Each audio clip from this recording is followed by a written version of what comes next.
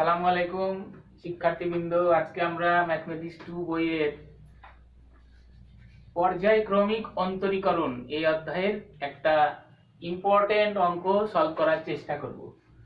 অঙ্কটা হচ্ছে এরকম, y সমান সমান a into E to the power mx plus b into E to the power minus mx হলে দেখাও যে y2 minus m square y সমান সমান 0।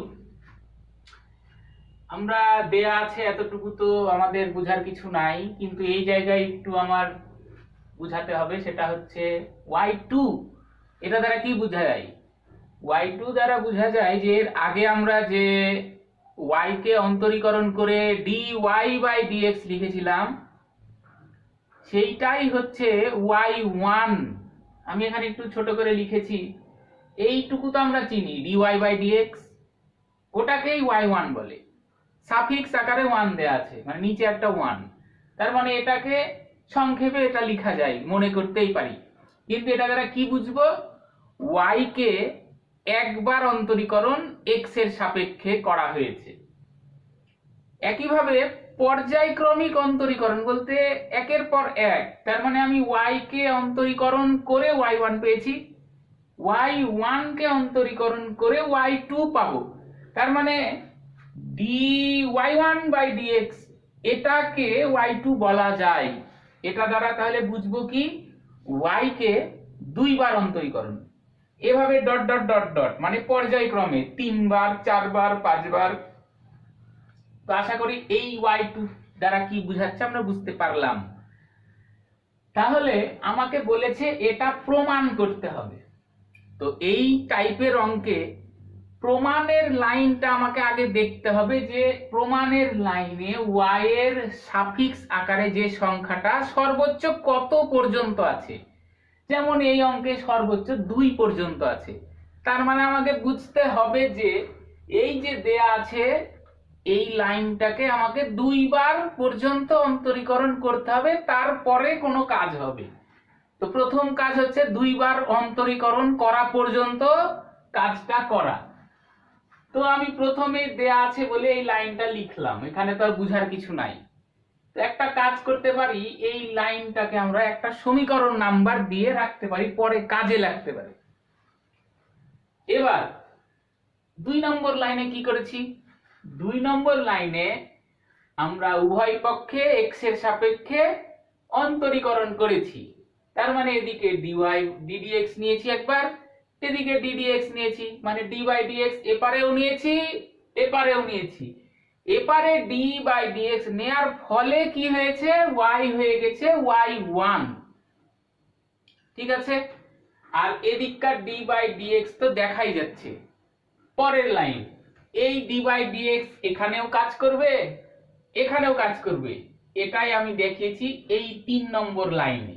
ঠিক আছে, এদিকে তো y1 আছেই।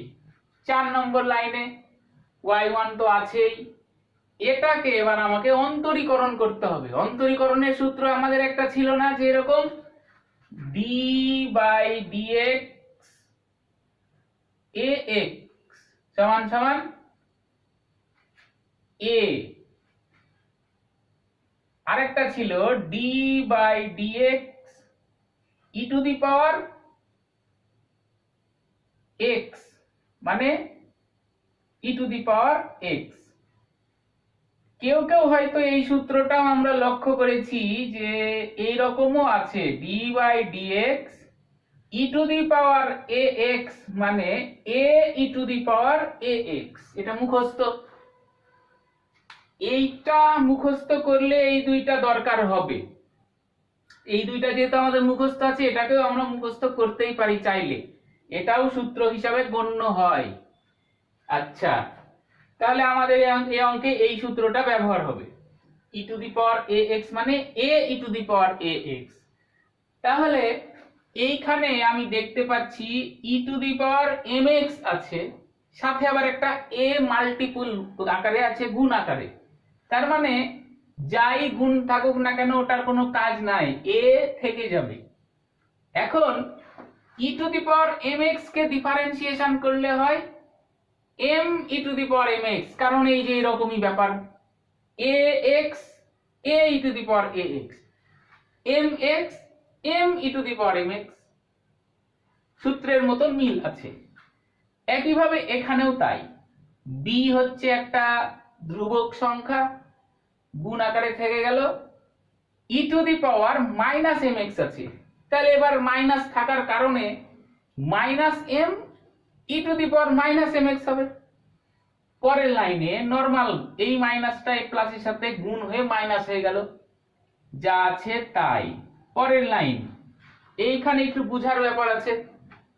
y1 কি জন্য y2 হলো?